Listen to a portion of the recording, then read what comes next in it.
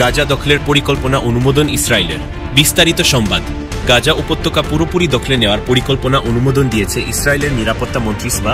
শুক্রবার এক বিবৃতিতে একথা নিশ্চিত করেছে প্রধানমন্ত্রী নেতানিয়াহুর কার্যালয়। শুক্রবার টাইমস অব ইসরায়েলের এক প্রতিবেদনে একথা জানানো হয়েছে। প্রতিবেদনে বলা হয়, ইসরায়েলি প্রতিরক্ষা বাহিনী আইডিএফ গাজা দখলের যে পরিকল্পনা প্রস্তাব করেছে তা মন্ত্রিসভায় পাস হয়েছে।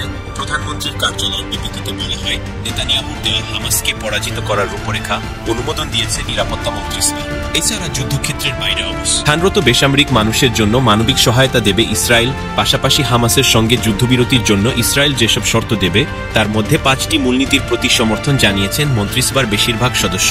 এই 5টি মূলনীতি হল: হামাসকে সম্পূর্ণ নিরস্ত্রীকরণ, জিম্মি অবস্থায় থাকা বাকি 50 জনকে মুক্ত করা, যাদের মধ্যে আনুমানিক 20 জন জীবিত, গাজাকে পুরোপুরি নিরস্ত্রীকরণ, গাজা উপত্যকায় ইসরায়েলি নিরাপত্তা নিয়ন্ত্রণ প্রতিষ্ঠা এবং হামাস বা ফিলিস্তিনি কর্তৃপক্ষের পরিবর্তে একটি বিকল্প বেসামরিক সরকারের হাতে গাজা শাসনভার তুলে দেওয়া। প্রধানমন্ত্রীর কার্যালয় জানিয়েছে, মন্ত্রীদের বেশিরভাগই সিদ্ধান্ত নিয়েছেন নিরাপত্তা মন্ত্রিসভায় উপস্থাপিত বিকল্প পরিকল্পনা হামাসের পরাজয় বা জিম্মিদের প্রত্যাবর্তন নিশ্চিত করবে না।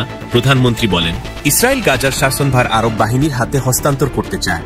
যারা একে সঠিকভাবে পরিচালনা করবে তারা ইসরায়েলের প্রতি হুমকি হবে না এবং গাজার বাসিন্দাদের একটি ভালো জীবন উপহার দেবে। তিনি জানান, আমাদের পরিকল্পনা গাজা দখল বা একে ইসরায়েলের সঙ্গে সংযুক্ত করা নয়। আমাদের লক্ষ্য হল হামাসকে ধ্বংস করা এবং আমাদের জিম্মিদের ফিরিয়ে আনা এবং তারপর গাজাকে একটি অস্থায়ী সরকারের কাছে হস্তান্তর করা। এই বিকল্প পরিকল্পনার বিস্তারিত বর্ণনা দেওয়া হয়নি বিবৃতিতে, তবে এটি আইডিএফ চিফ অব স্টাফ ইয়াল জামিরের উপস্থাপিত একটি প্রস্তাবের কথা উল্লেখ করছে বলে ধারণা করা হচ্ছে। তিনি গাজা দখলের বিরোধী। তার আশঙ্কা, গাজা দখলের পরিকল্পনা মানবিক বিপর্যয়ের দিকে নিয়ে যাবে, একই সাথে জিম্মিদের জীবন ঝুঁকির মুখে ফেলবে। গাজা সিটি হল 25% ভূখণ্ডের অংশ যা আইডিএফ এখনো জয় করতে পারেনি। এর মধ্যে মধ্য গাজার বেশ কয়েকটি শরণার্থী শিবিরও রয়েছে।